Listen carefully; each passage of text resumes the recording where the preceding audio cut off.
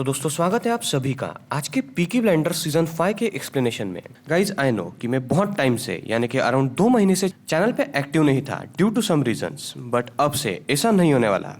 हमारे चैनल पर regular videos आती रहेंगी। ऑल्सो हमने अपने चैनल पे कुछ चेंजेस भी किए हैं जिसके बारे में आपको आगे पता चल ही जाएगा, तो प्लीज उसके लिए मुझे सपोर्ट करना है। So back to the topic. आज हम बात करने वाले हैं पीकी ब्लाइंडर्स के सीजन 5 के पहले 2 एपिसोड्स पर। तो गाइज आप में से अगर कोई न्यू है तो मैं सबसे पहले आपको बता दूं कि अगर आप में से किसी ने भी पीकी ब्लाइंडर्स के मेरे पहले 4 सीजन्स की एक्सप्लेनेशन नहीं देखी है तो उन्हें आप पहले जाकर देख ले, वरना आपको ये वीडियो बिल्कुल भी समझ में नहीं आएगी। पहले 4 सीजन्स की लिंक आपको ऊपर आई बटन में एंड डिस्क्रिप्शन में सबसे ऊपर मिल जाएगी। तो गाइज अब बिना टाइम वेस्ट किए सीधा चलते हैं एक्सप्लेनेशन की तरफ, जो कि किसी और के वॉइस ओवर में होने वाली है।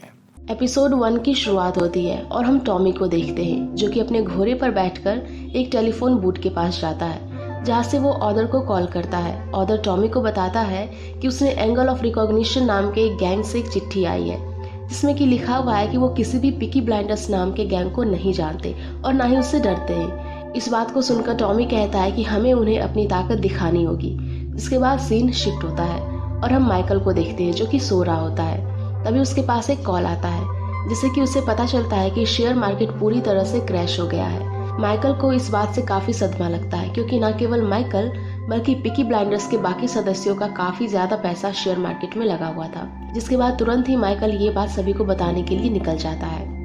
इधर फिन अपने एक साथी मिस्टर गोल्ड के साथ एंगल रिकॉग्निशन गैंग पे हमला बोल देता है और उनके अड्डे को तबाह कर देता है। उसी बीच लड़ाई के दौरान फिन के हाथ में एक गोली लग जाती है, जिसके बाद फिन जल्दी से अपने घर पहुंचता है और उस गोली को निकालने लगता है ताकि ये बात टॉमी को ना पता चल सके, क्योंकि अगर ये बात टॉमी को पता चल गई तो वो बेवजह ही फिन पर गुस्सा करेगा। लेकिन तभी वहाँ पर एडा आ जाती है जो कि फिन के घाव को देख लेती है।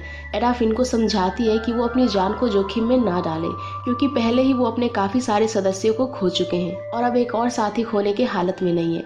वहीं दूसरी तरफ टॉमी चार्ल्स को अपने घोड़े के बारे में बताता है जिसे कि वो मारने वाला था। अब चार्ल्स इस बात से थोड़ा नाराज हो जाता है क्योंकि घोड़ा तो बिल्कुल सही लग रहा था, मगर टॉमी चार्ल्स को बताता है कि उसे खतरनाक बीमारी हो गई है जिसके कारण उसे काफी दर्द सहना पड़ रहा है और वो नहीं चाहता कि वो दर्द सहे।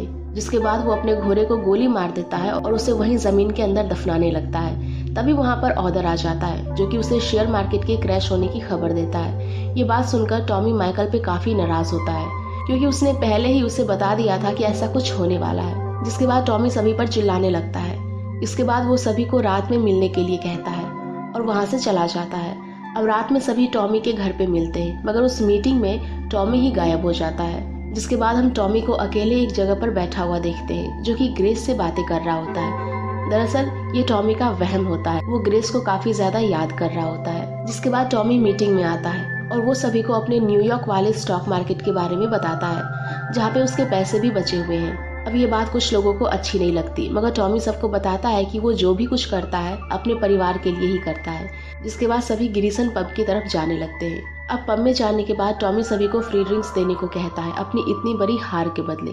जिसके बाद सभी आपस में बैठकर बातें करने लगते हैं और पॉली टॉमी को सनकी कहती है। उसी बीच एडा सबको बताती है कि वो प्रेग्नेंट है, लेकिन कोई भी एडा से उस बच्चे के बाप के बारे में नहीं पूछता, जैसे कि किसी को एडा की परी ही नहीं हो। इसके बाद हम टॉमी को सांसद में देखते हैं जहाँ पर वो एक स्पीच दे रहा होता है, जिसे सुनकर वहाँ बैठे सभी लोग खड़े होकर तालियां बजाने लगते हैं और टॉमी की स्पीच की काफी प्रशंसा भी करते हैं। इसके बाद टॉमी वहाँ से जाने लगता है। तभी उसके पास एक पॉलिटिशियन आता है जिसका नाम ऑल्सले होता है। ऑल्सले टॉमी को बताता है कि वो उसकी स्पीच से काफी प्रभावित हुआ है, इसीलिए वो चाहता है कि वो दोनों एक साथ मिलकर आगे काम करें। जिसपे टॉमी उसे बिना कुछ कहे ही वहाँ से चला जाता है और वहाँ सीधा एक दूसरे पॉलिटिशियन के कैबिन में जा पहुँचता है और उसे अपने पैसों के बारे में पूछता है। दरअसल ये वही पॉलिटिशियन होता है जिसके कहने पर एंगल रिकॉग्निशन गैंग ने पीकी ब्लाइंडर्स को चिट्ठी लिखा था और इसी के कहने पर ही फिन और गोल्ड ने उन्हें घुस के मारा था, जिसके बदले उन्हें पैसे मिलने वाले थे। लेकिन वो शख्स बताता है कि शेयर मार्केट क्रैश होने की वजह से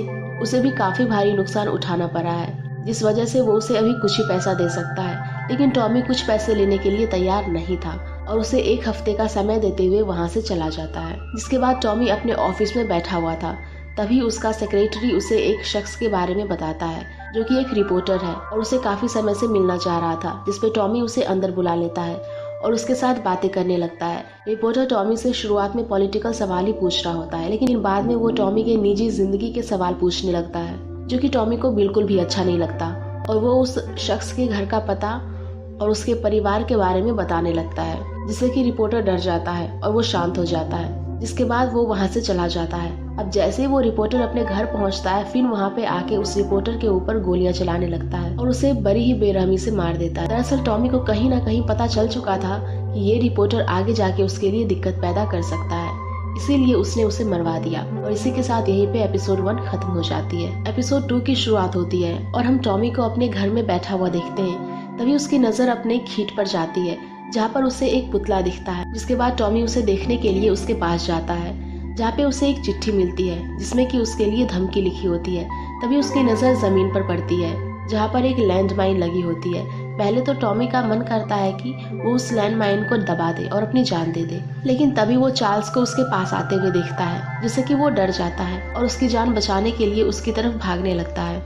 जिसपे चार्ल्स उसे एक कॉल के बारे में बताता है। अब जैसे ही टॉमी उस शख्स से बात करता है, उसे एक लेडी धमकी देते हुए कहती है कि वो उसके बारे में सब कुछ जानती है और अगर उसने उसके एरिया में घुसने की हिम्मत भी की तो वो पूरे पीकी ब्लाइंडर्स को खत्म कर देगी।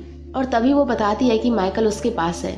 इसे सुनकर टॉमी को एक पल के लिए सदमा लग जाता है, जिसके बाद वो उसे छोड़ देने के लिए कहता है, लेकिन तभी वो लेडी कॉल कट कर देती है। अब इस पूरे हादसे को सुनकर टॉमी को बहुत गुस्सा आता है, जिसके बाद वो अपने बंदूक से उस पुतले और लैंडमाइन दोनों को बर्बाद कर देता है। जिसके बाद वो सीधा ऑर्डर से मिलने जाता है और दोनों गैरिसन पब जा पहुंचते हैं, जहाँ पे उन्हें फिन दिखता है। अब फिन के हाथ में चोट देखकर टॉमी फिन पे काफी गुस्सा होता है और उसे समझाता है कि वो एक जनरल है और जनरल कभी भी लड़ाई खुद से नहीं लड़ते।